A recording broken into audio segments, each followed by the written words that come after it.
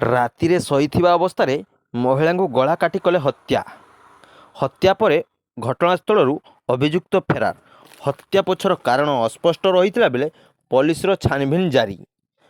ସୂଚନା ଅନୁଯାୟୀ ଲାଞ୍ଜିଗଡ଼ କଳାହାଣ୍ଡି ଜିଲ୍ଲା ଭବାନୀପାଟଣା ସଦର ଥାନା ଅଧୀନସ୍ଥ ମୁସିଗୁଡ଼ା ଗାଁରେ ଘଟିଛି ଏକ ଅଭାବନୀୟ ଘଟଣା।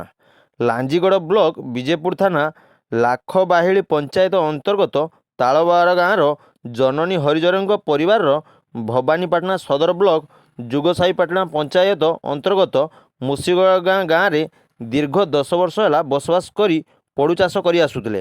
ହେଲେ ମୁସିଗୁଡ଼ା ସ୍ଥିତ ନିଜ ଘର ଜନନୀ ହରିଜନଙ୍କର ବୟସ 61, ସୁଦାମ ହରିଜନଙ୍କ ବୟସ 40, ଦୁଇ ଜଣ ମହିଳା ରାତିରେ ଶୋଇପଡ଼ିଥିଲା ବେଳେ ଉକ୍ତ ଗାଁରେ ସଞ୍ଜିତ ନାୟକଙ୍କ ବୟସ 20 ବିଳମ୍ବିତ ରାତିରେ ଆସି ଜୋର ଜବରଦସ୍ତ ଘରେ ପଶି ଜନନୀ ନାୟକଙ୍କ ବୟସ 61 ତାଙ୍କ ଗଳା କାଟି ହତ୍ୟା କରିଥିବା ପରିବାର ଲୋକ ଅଭିଯୋଗ ଆଣିଛନ୍ତି। ତେବେ କେଉଁ କାରଣରୁ ଅଭିଯୁକ୍ତ ସଞ୍ଜୀବ ନାୟକ ମହିଳାଙ୍କ ଗଳା କାଟି ହତ୍ୟା କରିଛି ଓ କେଉଁ ପ୍ରକାର ମାରଣାସ୍ତ୍ର ବ୍ୟବହାର କରିଛି ତାହା ଏପର୍ଯ୍ୟନ୍ତ ସ୍ପଷ୍ଟ ହୋଇପାରିନାହିଁ।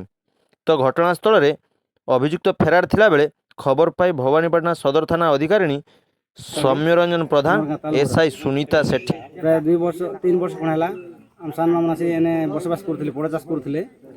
ହେନ୍ତା ହଠାତ୍ ଆମେ କାଲି ରାତି 10:30 ବଜେ ଖବର ପାଇବାକୁ ପାଇଲୁ ଏ ଗାଁର ପିଲା ମୁସିଗୁଡ଼ାର ପିଲା ଗୋଟେ ତାର ଗାଲା କାଟି ଦେଇছে ବୋଲିକି ଫୋନ୍ କଲେ। ଫୋନ୍ କଲା ପରେ ଆମେ ପଳେଇ ଆଇଲୁ। ଆଇଲା ଦେଖୁଛୁ ମାରା ଜୀବନ ନାଇଁ ନା ତାର ପିଲା ତାର ପ୍ୟାଣ୍ଟ ସାର୍ଟକେ ଛାଡ଼ିছে ଗୋଟେ ଜାଗା ରଖିছে ଅଛେ, ତାର ଚପଲ ମଧ୍ୟ ଅଛେ। ପୁଣି ରାତି 1-2 ବଜେ ଆଡ଼େ ଯାଇକରି ତାର ନନା ଘରେ ଭାତ ଖାଇକରି କେନେ ଫେରା। ସେ ପିଲା କାମ ସନ୍ଦେହ କରୁଛୁ ସଞ୍ଜିତ ହରିଜନକେ ସେ ପିଲା ପ୍ରକୃତରେ ସେ ଏକା କାଟିଛି ଟଟି। ତେବେ କାଣା ଚାହୁଁଛ ବର୍ତ୍ତମାନ କାଣା ଚାହୁଁଛ? ଆମେ ତାକୁ ଦଣ୍ଡ ଦେବା ପାଇଁ ଚାହୁଁଛୁ। ଦଣ୍ଡିତ ହେବା ଦରକାର ନା ଆମକୁ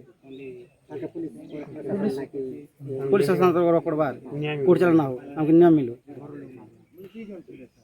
ଦରକାର। ଗୋଟେ ନିରୀହ ଗୋଟେ ଗରିବ ଘର ପୁରା ଗରିବ ଶ୍ରେଣୀ ମା ଗୋଟେକେ ବୃଦ୍ଧ ଲୋକେ 60 ବର୍ଷର ମାକେ ଟୋଟି କାଟବାଟା ଏଇଟା ସମ୍ଭବ କି? କେନ କାଟିছে ଆମେ କିଛି ଜାଣି ନାଇଁ ପାଇବା। ଥିଲେ ତା ଅଟକି ଥିଲେ ତ ଆମେ ପଚାରି ପାରିଥିଲୁ। ଆମେ ତ ଆସୁ ଆସୁ 12 ବାଜିଗଲା। ପ୍ରାୟ ଏଥିରୁ ଆମକେ 10-15 କିଲୋମିଟର ହେବା ଜଙ୍ଗଲ ଆଡ଼େ ଚାଲି ଚାଲି ଆଇବାଟା। ଏତେ ଦୂର ଆସୁ ଆସୁ ପିଲା ଫେରାର ହେଇଥିଲା।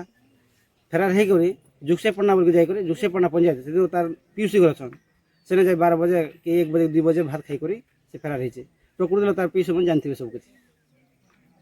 ଆମେ ତାଲବରା ଗ୍ରାମରୁ ଆସିଥିଲୁ। ମୁସିଗଡ଼ା ବୋଲି ଗୋଟେ ଗାଁ ଗୋଟେ ଥିଲା। ତାପରେ ସେନେ ଛୋଟିଆ କୁଡ଼ିଆ ଗୋଟେ ବାନ୍ଧିଥିଲୁ। ଛୋଟିଆ କୁଡ଼ିଆରେ ମୋର ଶାଶୁ ଜଣେ 2 ଜଣ ରହୁଥିଲେ। ତାପରେ ସେ ଶୋଇଲା ରାତିର 10 ବଜା ଭିତରେ ଆସିକରି ମୁସିଗୁଡ଼ା ଗ୍ରାମର ଯୁବକ ପିଲା ଗୋଟେ ଟଟି କାଟି ଦେଇକରି ଫେରାର ହେଇଛି। ତାକେ ଫାঁସି ଦଣ୍ଡ ଦିଆଯାଉ। ଆମକେ ଯେମିତିକି ନିୟମ ମିଳେ।